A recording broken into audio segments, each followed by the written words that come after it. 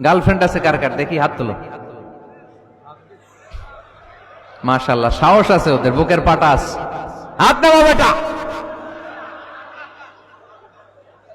এই গার্লফ্রেন্ড বয়ফ্রেন্ডের সাথে আমাদের কোনো সম্পর্ক, আমরা বিয়ে করব। কি করব? বিয়ে করব। চেয়ারম্যান সাহেব বিয়ে করাই দিন এগুলোরে, আপনার দায়িত্বে দিয়ে গেলাম। এই গার্লফ্রেন্ড বয়ফ্রেন্ড এগুলো ইসলামের কালচার নয়। বিয়ের চেয়ে ভালো কাজ পৃথিবীতে হতে পারে।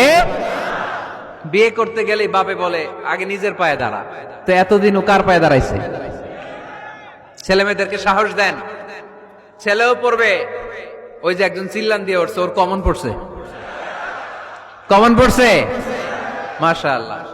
গার্ডিয়ানরা যারা আছেন ওদের দুঃখ কষ্ট একটু বুঝছেন আপনারা, মিলাই দিয়েন ওদেরকে, বিয়ের পিড়িতে বসায় দিয়েন। বিয়েতে কল্যাণ, বিয়েতে বরকত। বিয়ের মতো ভালো কাজ হতে পারে না। সব নবীরা বিয়ে করেছেন। আর নিকাহ মিন সুন্নতি, বিয়ে আমার সুন্নাত।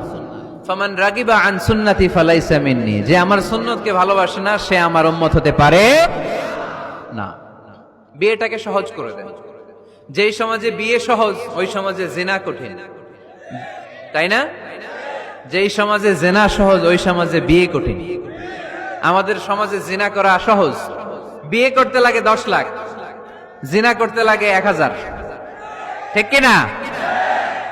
10 লাখ টাকা ছাড়া বিয়ে করা যায় না। এটা লাগবে, ওইটা লাগবে, এই দাও, ওই দাও, মোহর দাও, বিশাল অঙ্কের মোহর। 10 লক্ষ টাকা ধার্য না করলে মেয়ে দিবে না।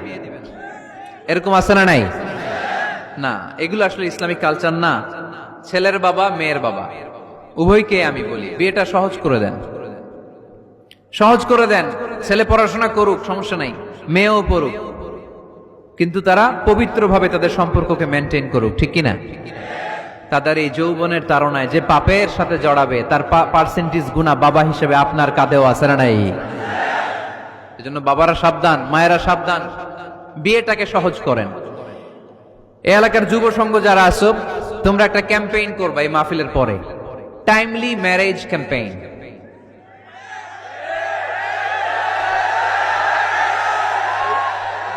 Timely marriage campaign.